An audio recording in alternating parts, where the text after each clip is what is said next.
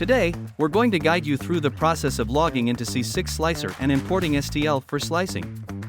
To get started, open your preferred web browser. We always recommend using Google Chrome, and search c6.fabheads.com in the address bar. The C6 homepage will load up. On the homepage, you can log in with Google SSO or look for the Register for New Account button.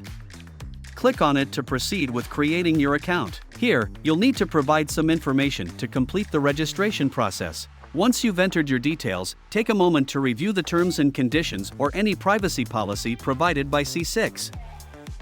You've successfully created your account on C6. You may receive a confirmation email to verify your account. Be sure to check your email and follow the instructions provided to complete the verification process. Great! Now it's time to enter your credentials on the C6 homepage. Perfect, you'll be redirected to your C6 dashboard, where you can access all the features and functions offered by C6. Look for the icon Quick Slice where it can directly take you to the preparation page. Here you can configure the slicing settings according to your requirements. This may include parameters like layer height, infill density, print speed, and support structures. Adjust these settings based on the desired output and the capabilities of your printer. And yes, we got other printers covered as well here.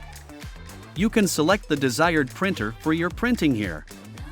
On the left side of the page, there is an icon to import. Choose the 3D model file you want to import. Wait for the platform to process. Depending on the file size and complexity, this may take some time.